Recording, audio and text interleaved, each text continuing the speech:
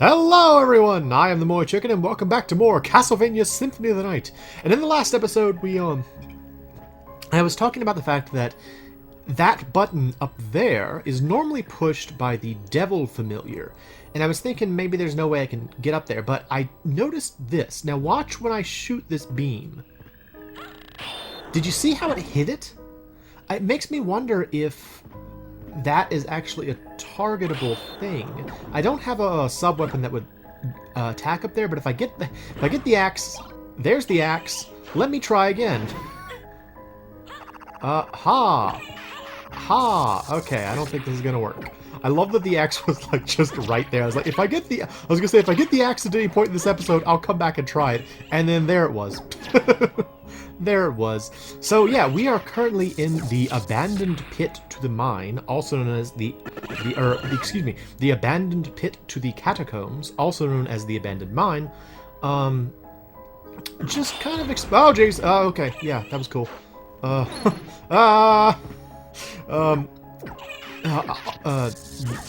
Completely thrown off. I'm sorry. Just stuttering here. Yeah, we're just kind of exploring because I want to fight as many bosses as I can before I try to move on. Because, as I mentioned in an earlier episode, I did not know this was the case, but Maria can actually improve her stats by getting the life medicine and the hearts. I didn't think she could do that. I thought that, like, basically both her and Richter were just... they were at their max capacity as soon as you get them and they never got any stronger. But apparently they can actually grow and change. So I would like to better prepare myself should I need to fight something. Cue Olrox from what I was mentioning the previous episode. Is there nothing in here? I think this would normally be like a kick. Hang on. This guy's it's freaking Ukabak. Kick. Hot now. I don't really.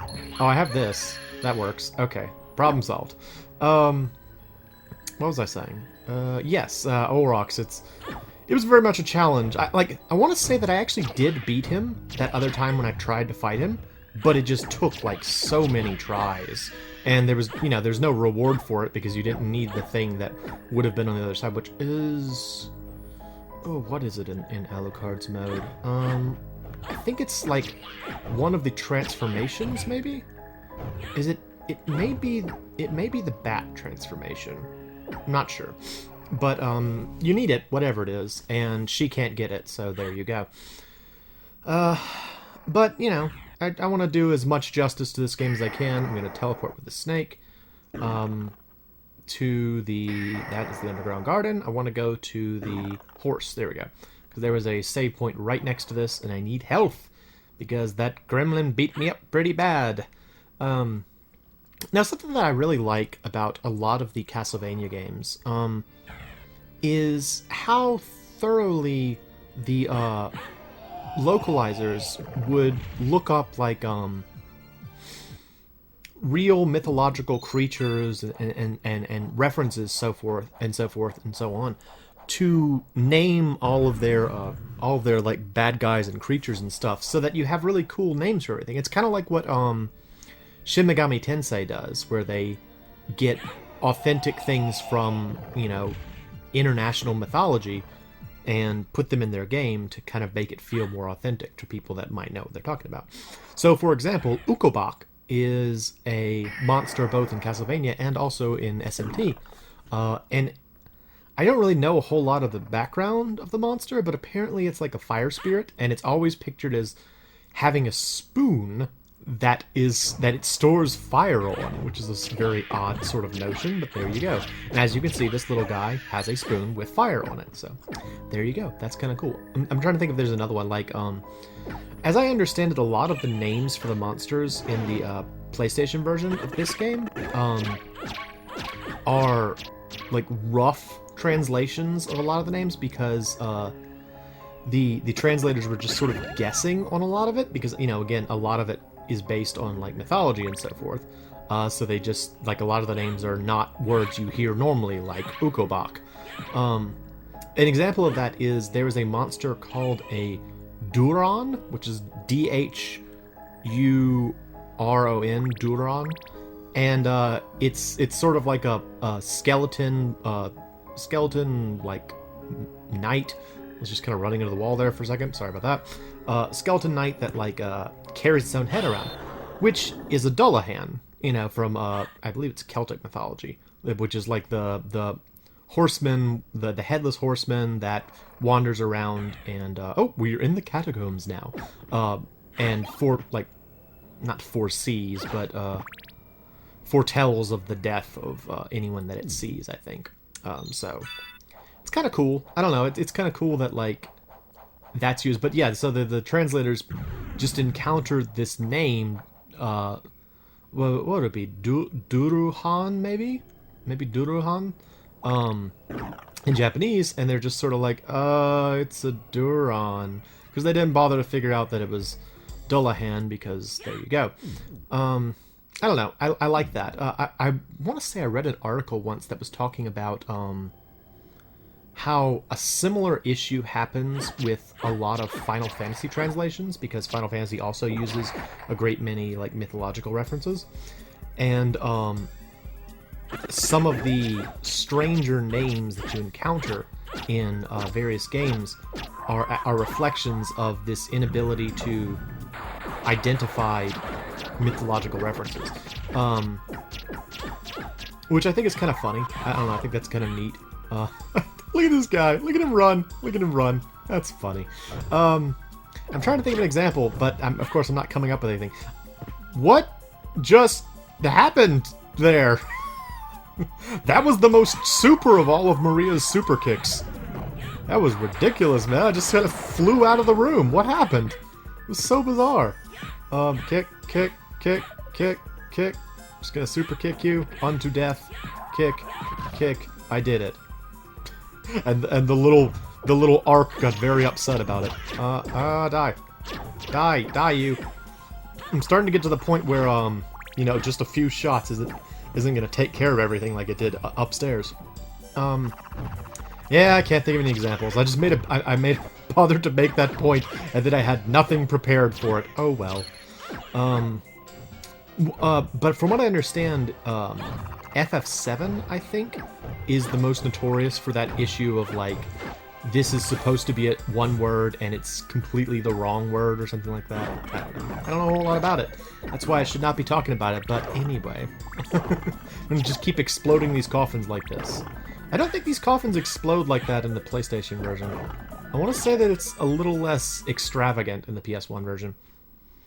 We are currently on our way through the... to get these. That's nice. We are currently on our way to the... down to fight Legion, who I believe should be down here. Or, what is his name in this game?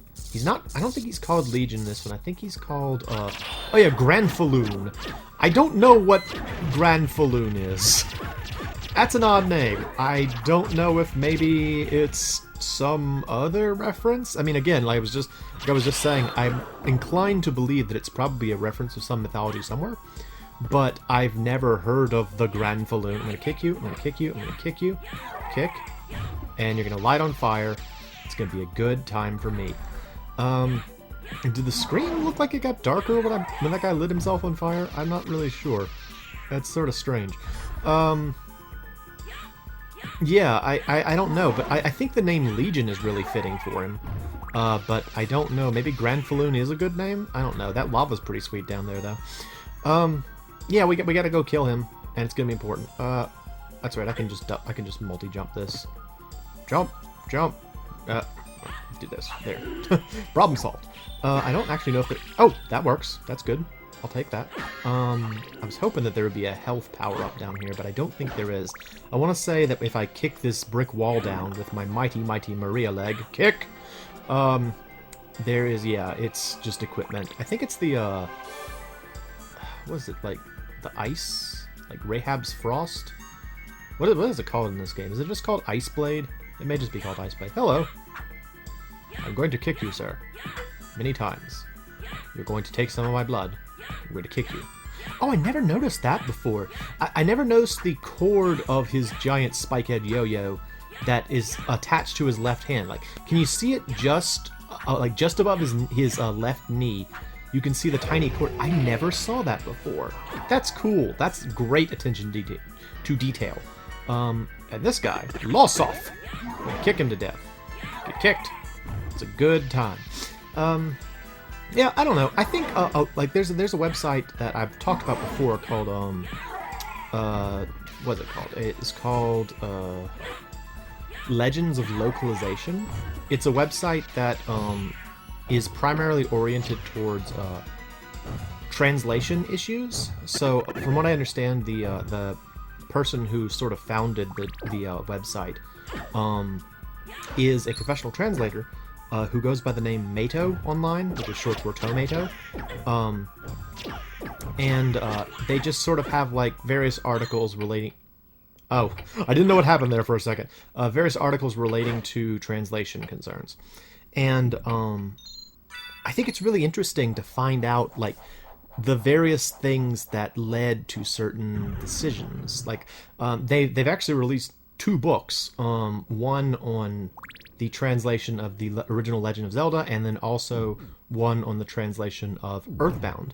And they're both pretty interesting reads, so I give my full support if you want to learn a little bit about the translation process of those particular games.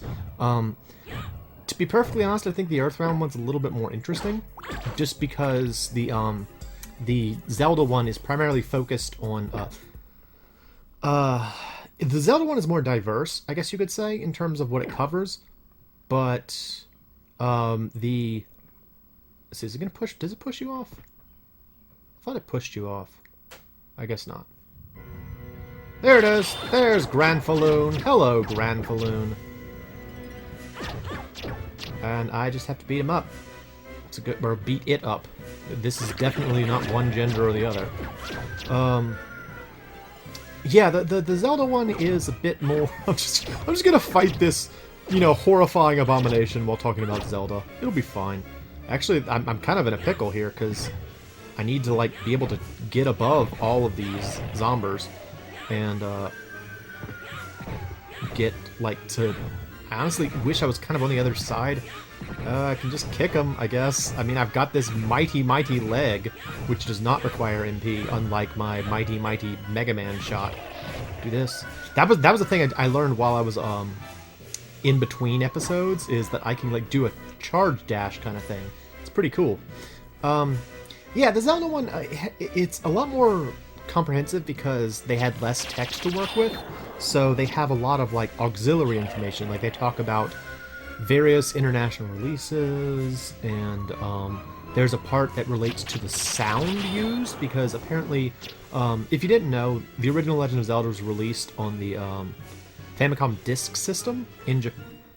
Oh, I didn't have enough magic. I was like, why didn't it happen? It was released on the Famicom Disk System in Japan, and in America it was released obviously on the NES. The sound chip used for the disk system is different.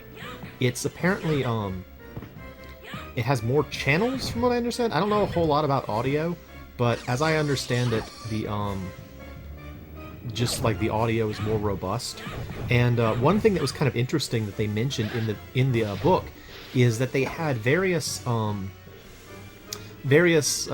people from different countries, in particular America and Japan, listen to the music for each one, and they found that people primarily liked whatever they grew up with, even after they heard the supposedly better versions. So like when various like Americans heard the FDS versions, they still felt like the NES audio, which is technically inferior, was the better experience. I just think that's kind of cool. Whoa, jeez. I don't want to get hit by that.